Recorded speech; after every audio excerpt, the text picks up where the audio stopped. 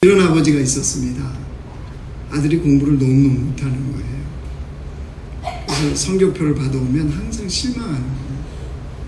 옛날에 여러분 아십니까? 수, 우, 미, 양가. 공부 잘하시는 분들은 우수수수 했겠지만, 그죠? 다 우리는 양가 집안이잖아요. 그래서 이 아들이 다 가를 받아온 거예요. 유일하게 체육 과목만 딱 양을 받아왔어요. 아버지가 성적표를 보니까 기가 막히죠. 이 성적표를 받아든 아버지가 아들한테 그랬다고 그럽니다. 아들아, 너무 한가보는 게임만 집중하지 말거라.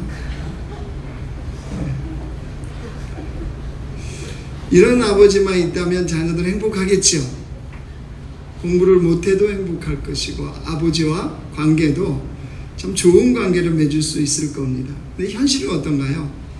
현실은 부모와 이 자녀들 사이 아름다운 추억, 아름다운 기억, 이것만 있지 않다는 사실이에요. 자녀들이 부모를 생각할 때 그렇게 아름다운 추억으로 그 마음이 있는 자녀들이 많지가 않습니다. 저도 설교 준비하면서요, 저희 부모님을 한번 생각해 봤어요. 나는 어떤 나는 아름다운 추억이 있나, 부모님과. 어디를 놀러 갔다든지 같이 사진을 찍었다든지 또 어떤 아름다운 추억이 같이 있다든지 뭐 이런 게 별로 없었어요. 아무리 쥐어짜도 아무리 생각해도 떠오르지가 않습니다. 물론 시대적인 상황과 농사를 지었던 부모님들 뭐 이런 생각하면 이해는 되지만 그래도 없는 거 어떡합니까? 없어요. 그러다 보니까 결혼하면 한 가지 결심한 게 있어요. 우리 아이들하고 휴가 때 놀러도 다니고 추억도 만들고 사진도 찍고 뭐 이렇게 하려고 다짐을 했습니다. 그래서 실제적으로 했어요. 휴가 때마다 가족들 같이 다니고 또 절대 잊어버리지 말도록 한 곳을 줄기차게 다녔어요.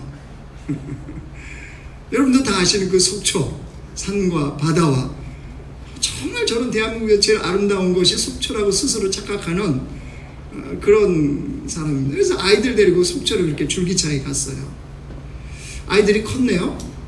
오늘 제가 좀 물어봤어요. 야, 아빠하고 여기 다녔고 이렇게 했는데 기억나니? 그랬더니 아이들이요, 한결같이 기억에 없어. 이걸 뭐라 그래요? 대박. 아니, 앨범에 사진도 다 있는데 이 말이 됩니까? 너무 기가 찬 거예요. 그러면서 깨달았던 게 있어요. 나도 그럴 수 있겠구나. 부모님 입장에서는 어디 같이 가고 추억도 있고 있는데 제가 기억을 못하는 거죠. 그러고 생각해 보니까 시골에 살면서 부모님이 서울에 오셨을 때 저를 꼭 데리고 오셨어요. 그 기차 그 긴 시간을 타면서 얼굴 새카매지잖아요. 서울에 처음 와가지고 이 전등이 켜져 있길래 그 당시에 호롱불 켰거든요, 저희 집. 너무 이해를 안 되시는 분들은 그만큼 깊은 산골에 살았어요. 너무 신기하고 이 불 켜진 줄 알고 하고 물어봤잖아요. 그 쇼윈도의 그 마네킹들이요, 왜 사람이 거기 서 있냐는 거예요. 이해되십니까? 그게 서울에 나들이 와서 처음 구경했던 그 모습이, 그러니까 사실 제가 기억 못하는 거일 수도 있는 거죠. 아무튼 오늘은 어버이줄 효도 이야기 할 겁니다. 여러분, 효도 그러면 어떤 생각이 드나요? 다 동의가 되죠? 효도하지 말아야 된다 생각하는 사람은 아무도 없을 겁니다. 사람은 누구나 다 자녀라면 부모에게 효도해야 된다, 이 생각에 대해서 다 동의를 해요. 그런데 마음은 동의가 되는데 행동이 안 된다는 거예요. 효도에 대해서는 알겠는데 실제로 삶으로 효도하는 행동, 이게 안 되는 거예요. 왜 그럴까요? 자녀된 입장에서 왜 그럴까요? 아마 여러 가지 이유와 핑계가 있겠죠. 근데 그 이유 중에 한 가지가요, 부모님으로부터 받았던 상처의 쓴뿌리가 남아있어서 그렇다는 거 아세요? 부모로부터 받은 상처의 쓴뿌리가 있으면요, 부모님 효도해야 된다 그러면 마음으로 이해하는데 갑자기 이 안에서 부모님에 대한 뭐가 나와요? 미움과 원망과 상처가 나오면요, 이게 이제 힘들어지는 거예요. 자녀된 자들로서 겪는 두 마음의 갈등이 있어요. 효도해야 된다는 거 알고 하나님도 그렇게 말씀하시는데, 실제 부모에 대해서 생각하면 원망과 비운 마음이 이 안에서 나오기 때문에 복잡해지는 겁니다. 여러분들, 부모님들도 이런 부모님들이 있습니다. 자녀가 상처받았다 그러면요, 반응들이 이렇게 나옵니다. 부모님들이요. 어떻게 반응이 나오냐? 깜짝 놀라는 분들이 있습니다. 상처받았다고? 어떻게? 내가 그렇게 잘해줬는데 상처라고? 깜짝 놀라는 사람들이 있어요. 또 이런 부모님들도 있습니다. 자녀가 이러저런 이유 때문에 상처받았다 그러면 섭섭해합니다. 굉장히 속상해, 섭섭해, 일주일 말 안 해요. 그런 부모들도 있어요. 또 적반하장으로 화내는 부모들도 있습니다. 자녀가 상처받았다고 화냅니다. 어떻게 그게 상처받을 일이냐? 너 잘되라고 그런 거지. 이러면서 화내는 부모들도 있어요. 여러분, 부모들이 왜 이럴까요? 왜 이렇게 반응하죠? 모르니까. 자기가 이러해서 자녀에게 상처를 주었을 거라는 것을 전혀 생각 안 하는 거예요. 여러분, 실제로요, 청년들 상담하다 보면 정말 이 시대에도 이런 부모가 있을까 싶을 정도의 부모들이 많습니다. 무슨 말이냐? 굉장히 이기적인 부모들 되게 많아요. 모든 걸 자기 중심으로 생각하고 해석하고 행동하고 정말 이기적이다 라고 하는 부모들이 많습니다. 폭력적인 부모도 많이 있습니다. 아니, 청년들 이제 성인 아니에요? 아직도 폭력을 쓰는, 언어의 폭력, 실제적인 이 학대의 폭력, 이거 하는 부모들도 많아요. 철저히 자기중심적인 부모들이에요. 자식 사랑이라는 이 미명하에 철저하게 자기중심적으로 대하는 부모들이 되게 많아요. 그러니까 자녀들에게 상처를 마구마구 주는 부모들이 많이 있습니다. 분명한 건 이겁니다. 분명한 건. 상처는 부모가 줘도 그것을 풀어야 되는 건 누구 몫일까요? 자녀 몫이라는 거 아세요? 상처는 부모가 주는데 그것을 풀어내는 것은 자녀의 몫이에요. 왠지 아세요? 이 땅에는 완전한 부모가 없습니다.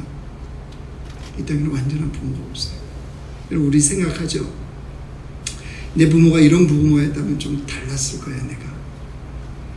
부모에 대해서도 달랐을 테고 인생에 대해서도 달랐을 거야. 이런 생각하잖아요. 청소년 때 그렇지 않습니까? 좀 이것저것 해보고 싶은데 부모들이 안 밀어줬을 때.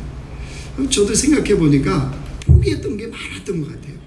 가정의 형편 때문에, 부모 허락하지 않아서.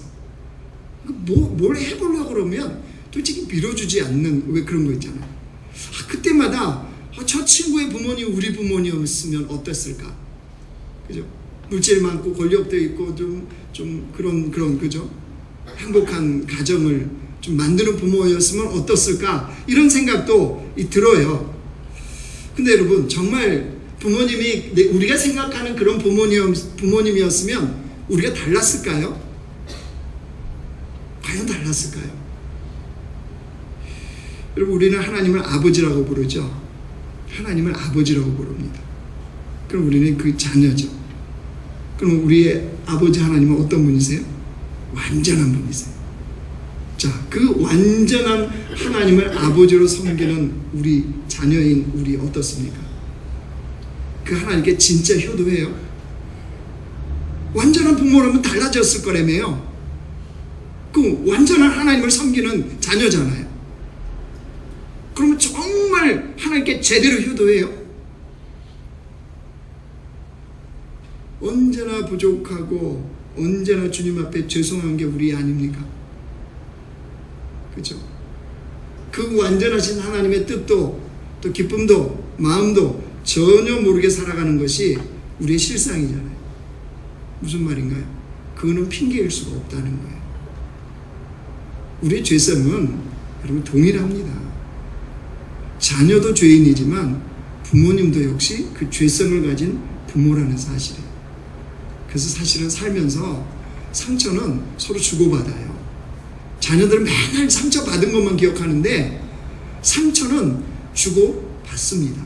근데 결과는 이거예요. 부모는 자녀로부터 받은 상처를 기억하지 않습니다. 자식은 철저하게 기억합니다. 끝까지 기억해요. 이게 차이점이에요. 82세 된 아버지하고요 52세 된 아들이 거실에 같이 앉아 있었습니다. 창밖에 나무에 까치 한 마리가 날아와서 그 나무에 앉았습니다. 82세 된 아버지가 52세 된 아들에게 묻습니다. 저게 뭐냐? 그래서 아들이 이야기합니다. 까치예요, 아버지. 그래서 조금 있다가 아버지가 또 묻습니다. 저게 뭐냐? 그랬더니 아들이 두 번째 또 대답합니다. 까치라니까요. 조금 있다가 세 번째 아들이 또 묻습니다. 저게 아버지가 묻습니다. 저게 뭐냐? 세 번 물으니까 아들이 약간 뭐예요? 짜증이 나죠. 그래서 짜증 섞인 목소리로 글쎄 까치라니까요. 그렇게 얘기했어요. 아버지는 감을 잡았습니다. 이 아들이 짜증을 내는구나. 그러면서 아버지가 또 묻습니다. 저게 뭐냐? 네 번째 묻자 아들이 화가 났어요. 그래서 아버지한테 이렇게 얘기했답니다. 까치라고요. 그 말도 이해 안 되세요? 왜 자꾸만 같은 질문을 하세요? 어서 많이 본 모습이죠? 아버지가요 조금 뒤에 방에 들어가셨어요. 그리고 낡은 일기장 하나를 갖고 나왔습니다. 그 아들이 3살적일 때 아버지 본인이 쓴 일기였습니다. 아들한테 자신의 일기를, 아버지의 일기를 읽어보라고 아들에게 줬어요. 그 일기에는 이렇게 써져 있었습니다. 오늘은 까치 한 마리가 창가에 날아왔다. 어린 아들이 저게 뭐야? 라고 물었다. 나는 까치라고 대답해 주었다. 그런데 아들은 연거푸 23번을 똑같이 물었다. 3살 정도니까 그렇겠죠. 나는 귀여운 아들을 안아주며 끝까지 다정하게 대답해 주었다. 나는 까치라고 똑같은 대답을 23번이나 하면서 즐거웠다. 아들이 새로운 것에 호기심을 갖는 것에 감사했고 아들에게 사랑을 준다는 게 즐거웠다.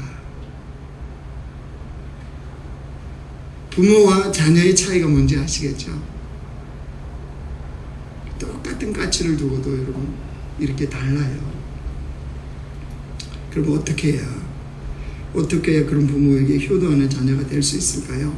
1절 말씀 보실래요? 1절 같이 읽겠습니다. 시작. 자녀들아 주 안에서 너희 부모에게 순종하라. 이것이 옳으니라. 자녀들아 주 안에서 너희 부모에게 순종하라 그랬죠. 부모에게 순종하라, 부모에게 공경하라, 부모에게 효도하라 이 말씀인데 어디에서 하래요? 주 안에서. 왜 주 안에서라고 그랬을까요? 왜 주 안에서 너희 부모에게 순종하라 이 말씀을 왜 하실까요? 주 안에서라는 거 이겁니다. 우리가 예수 그리스도의 십자가의 사랑으로 그 십자가의 은혜로 부모에게 순종하라 이 말씀입니다.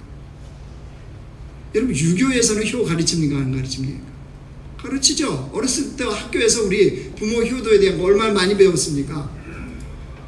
유교에서는 효에 대해서 인간의 도리라고 가르칩니다. 자녀의 도리다. 이건 법이다. 근본이다. 이렇게 가르칩니다. 그래서 유교에서는 마음에 내가 없어도 효도하고 싶지 않아도 그거는 해야 된다고 가르치는 거예요. 그럼 여러분 하나님도 그러실까요? 하나님도 그렇게 말씀하시는 걸까요? 아니요, 그렇지 않습니다. 주님이 말씀하시는 효는요 진정한 십자가의 사랑과 용서가 바탕이 된 그 효를 말씀하시는 거예요. 그걸 기본으로 해서 부모에게 효도하는 거예요. 여러분 왜 부모에게 효도하는데 십자가의 사랑과 은혜가 필요할까요? 왜 그렇죠? 우리 힘으로 안 됩니다. 진정한 효도는 우리 힘으로 안 돼요. 부모에게 효도하려고 하는 순간 뭐가 탁 떠오르죠?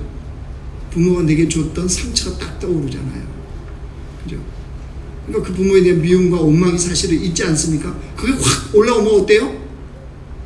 효도하려고 그랬다가 말씀이니까 내가 적용해야지 그러고 실천하려다가 딱 물러서죠.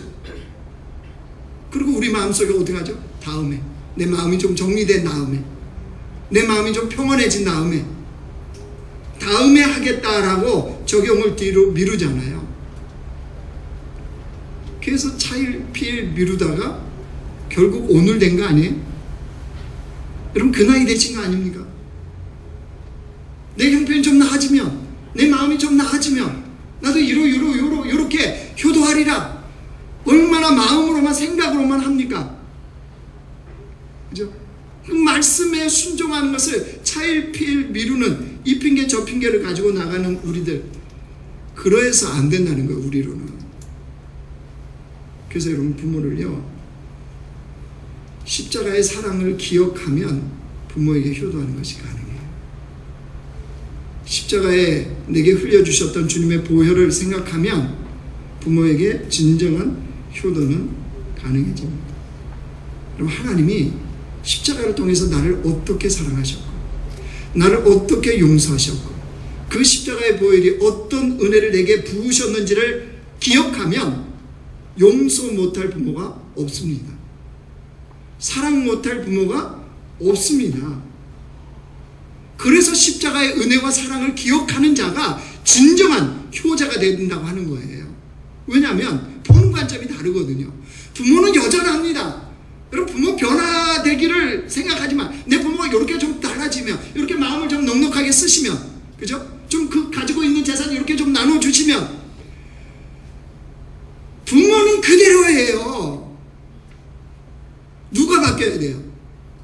자녀인 우리가 바뀌어야 돼요. 십자가의 사랑으로 부모를 바라보면 달라져요. 뭐가요? 부모가 달라지는 게 아니라 내가 달라져요. 부모를 보는 관점이 달라져요. 그래서 효자에게는 어떤 부모도 다 좋은 부모라고 하잖아요. 효자에게는 어떤 부모도 다 좋은 부모예요. 여러분 부모는 어떻습니까? 여러분에게 생각할 때. 여러분 혹시 좋은 부모라고 생각 안 하시면 여러분은 효자 효녀가 아닐 가능성이 많은 사람들이에요. 지금 그렇게 살아가는 거예요.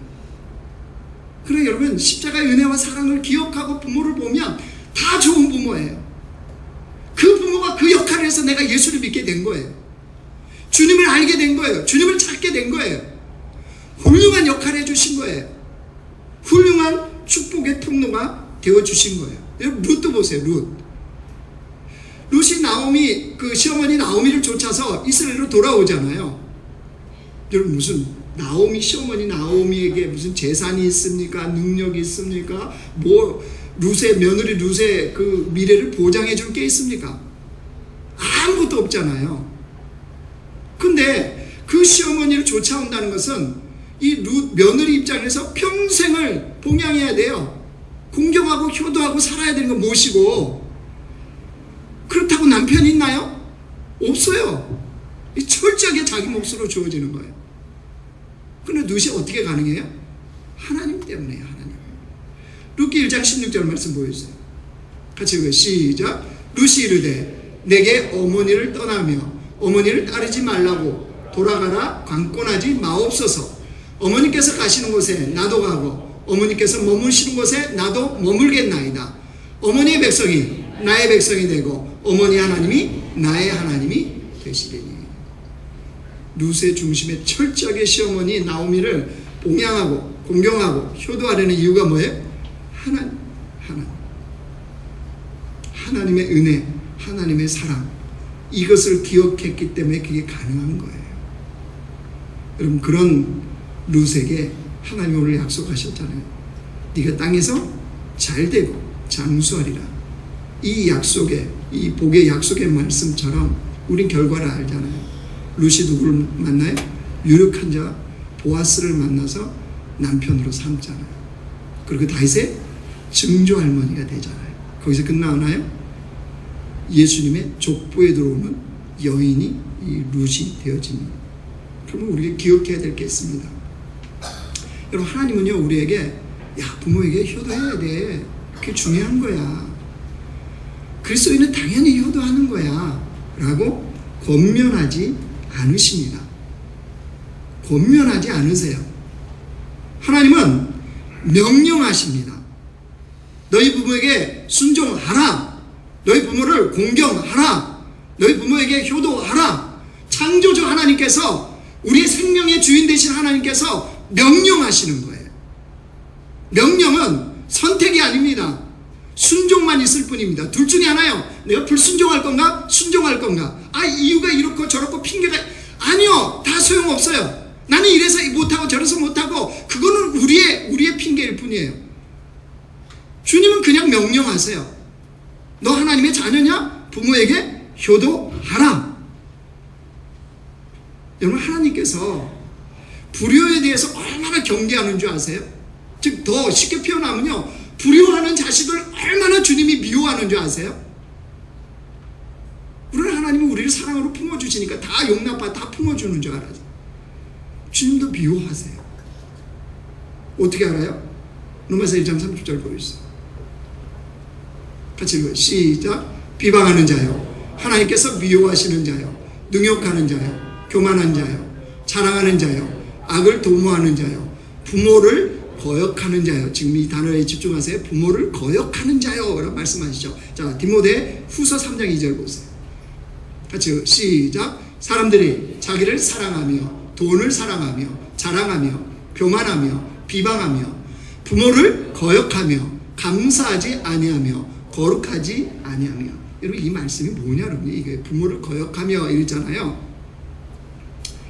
세상이 근간이 흔들릴 정도로, 세상이 뿌리채 흔들리는 이 불신앙의 시대, 죄가 간영하고 인간의 그 탐욕적인 죄악이 가득가득 찰 때, 그 죄 중에 하나가 뭐냐면 부모를 거역하는 것이다. 이게 지금 말씀하시는 거예요. 그러니까 세상의 근간이 흔들리고 정말로 죄가 간영할 때 드러나는 인간들의 모습이 뭐라고요? 부모에게 효도 안 한다는 거예요. 자, 옆 사람 보고 한번 얘기해 줍시다. 혹시 당신이, 시작, 얘기해봐요 빨리. 혹시 당신이, 그 다음 뭘 하지 마세요. 그럼 하나님이 아시니까.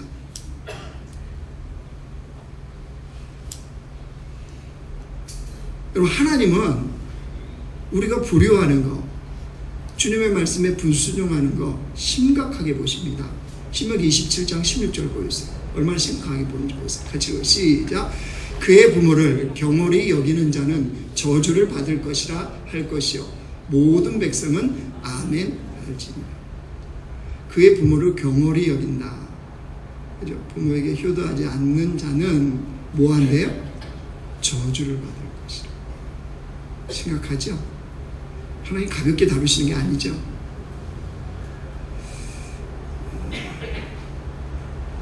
여러분, 부모에게 효도하고 사는 거, 내가 땅에서 잘 되고 내가 장수의 축복을 받으리라.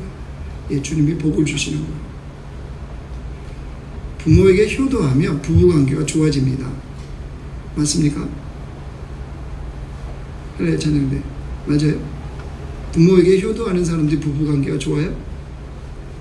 남자들은 끄덕끄덕 하는데 여자분들은 안 하시는군요. 시어머니 쪽이 꼭 걸려요. 그죠? 부모에게 효도하면요 부부관계가 좋아요. 부모에게 효도하면요 그 자식들이 그 부모에게 잘해요. 효도가 효도를 낳는 거예요. 말씀을 이제 정리하겠습니다. 오늘의 어버이 주일인가 아시죠? 제가 5월달 둘째 주 어버이 주일만 되면 효도에 대한 설교를 20년 가까이 지금 하고 있습니다. 제가 어느 때는 구체적으로도 여러분에게 이야기했습니다. 효도는 용돈을 드리는 것이다. 생활비를 드리는 것이다. 부모에게 생활비를 드리지 않는 것은 어떤 이유에서든 도적질하는 것이다. 왜 그렇죠? 우리에게 하나님이 주신 물질 중에는 부모의 몫이 있거든요. 요즘 애들이요 이리저리 다 떼먹습니다. 오늘 3부 내가 이 설교 준비하면서 주중에 다 리서치를 했어요. 우리 청년들한테 어버이날 하필이면 그때 저를 만났어. 다 물어봤어, 남자들한테. 오늘 어떻게 했니? 그랬더니 지갑에 1,000원밖에 없어가 아무것도 안 했다는 거예요. 제가 이제 오늘 칼 갈고 갈 거예요, 3부에. 여러분, 이 핑계 저 핑계로, 그죠? 이리저리 피합니다. 내 환경이 어렵다, 힘들다. 저는 구체적으로 얘기했죠. 여러분 생활비 중에 부모의 생활비에 몫이 있어요. 자녀는 학원에 보냅니다. 근데 부모에게 생활비는 안 드립니다. 도둑놈입니다. 도둑놈. 더 세게 하려는데 이게 단어가 생각이 안 납니다. 나쁜 놈이에요. 나쁜 놈. 놈만 있는 건 아니에요. 그죠? 아니, 주님이 그 있다는데 왜 그 목, 내 목만 있냐? 이웃의 목도 있고 부모의 목도 있고 다 있어요. 하나님 목도 있고. 근데 그걸 떼먹잖아요. 왜? 내 형편이 어렵다고. 자신을 그렇게 사랑하면서 자기가 있게 한 부모에 대해서는 어쩌면 그렇게 대하냔 말이에요. 자식에 대해서는 안타까워하면서 애쓰고 힘쓰고 막 눈물을 흘리면서 부모에 대해서는 그 눈꽃만큼도 없는 이 자녀를 하나님이 축복하시겠습니까? 입장을 바꿔놓고 좀 생각해 보세요. 여러분이 하나님이라면 그런 자녀 축복하시겠어요? 안부 전화해라. 감사 편지해라. 연락하신 부모님의 들어가고 나가는 거 출입을 살펴야 된다. 제가 구체적으로 20년 가까이를 여러분에게 말씀드렸어요. 자, 이제 묻습니다. 여러분에게. 내년에 또 할 거지만 여러분, 이 들은 말씀을 적용합니까? 여러분, 하세요. 설마 제 입만 아픈 건 아니겠죠? 핑계 통하지 않습니다. 정말 적용해요. 적용하는지는 어떻게 보면 되냐, 여러분요. 하나님의 이 약속의 복을 내가 받아 누리고 있습니까? 내가 땅에 잘 되고 장수하리라. 이 약속의 말씀이 내 가정에서 이루어져요? 여러분, 그렇지 않다면 빨리 돌이키셔야 돼요. 제가 말씀드렸잖아요. 부모는 안 기다려준다고. 어쩌면 이런 설교를 해야 되는 불충한 제가 참 설교할 때마다 힘들기도 합니다. 양가 부모님 다 안 계시니까 이게 참 힘들어요. 그죠? 근데 여러분, 부모님 안 기다려요. 안 기다리십니다. 생각이 들었는데, 정신이 차려졌는데 부모님은 없어요. 여러분, 인간은 상황이 할 수 없을 때 후회를 하는 거예요. 그러니까 이 설교는 그 부모에 대한 효도를 실패한 자가 설교한다고 생각하고 잘 들으십시오. 여러분, 그 어리석은 길을 걷지 말라는 거죠. 여러분, 그래서 저는 정말 소원합니다. 부모를 십자가의 은혜와 사랑으로 바라봅시다. 그 십자가 은혜와 사랑으로 보면 다 좋은 부모입니다.